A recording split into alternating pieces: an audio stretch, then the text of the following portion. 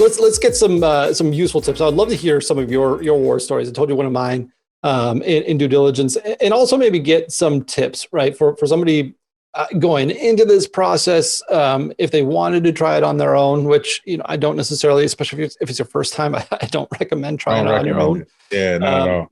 But love to hear some of your war stories and some of the things that have stood out, some of the things you've learned over 10 years of doing this here. Yeah, so a couple of things.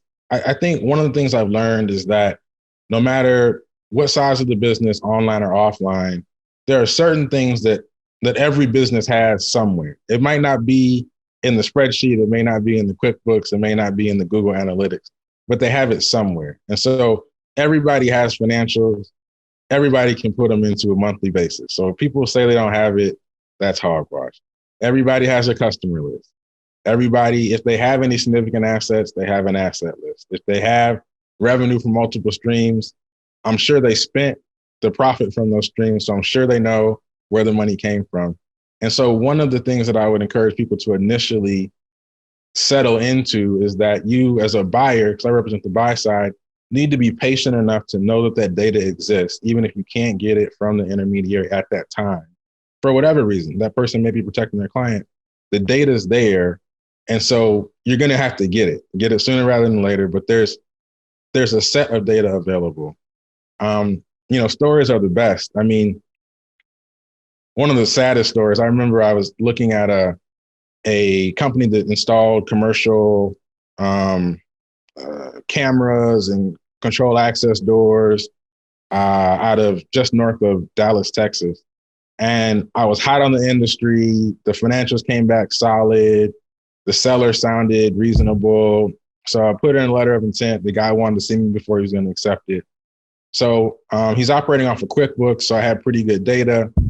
So I get down to Texas. I drive up. I meet him at a Starbucks because he didn't want his people to know just yet. And as soon as he's walking up to the Starbucks, Mark, before we can even get in there and get my pipe place, he's like, "Oh, you'll never believe this, man.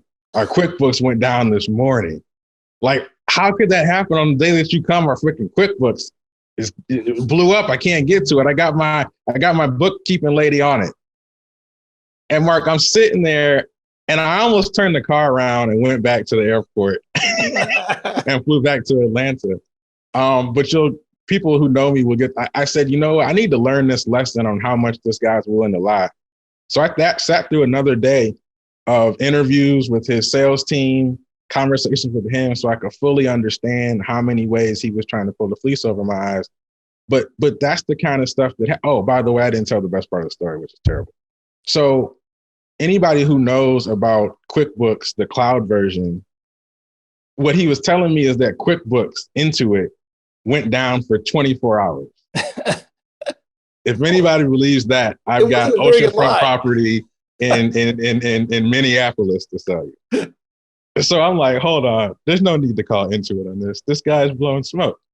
So I had that. I mean, heck, I've had situations where I've been on not a customer visit, a seller meeting, flown out somewhere to go see someone. I had a guy who increased the price on me 25% at dinner. We had a whole day of meeting with the guy. He sits down with us and something made him want to increase the price 25%. I've seen, and something else to sort of look for before I kind of close this piece and we can hop into more if you think it's relevant. Oftentimes you need to take a look at the documents that govern how a company can sell. So I might have a business partner or a bunch of silent partners. And as the person that makes most of the decisions, I might say, "Oh, you only have to worry about me. I make the decision." But when you actually look at the operating agreement or the bylaws, it takes unanimous consent to sell. And I've gone down processes very far when I was in the buyer's seat that didn't consummate because 3 of the partners that needed for unanimous consent did not like the deal. So I can go on and on and on, but there's war stories. And then what you have to understand is there's diligence rules that operate on the other side of them once you experience them. And that's what the benefit of having an advisor gives you.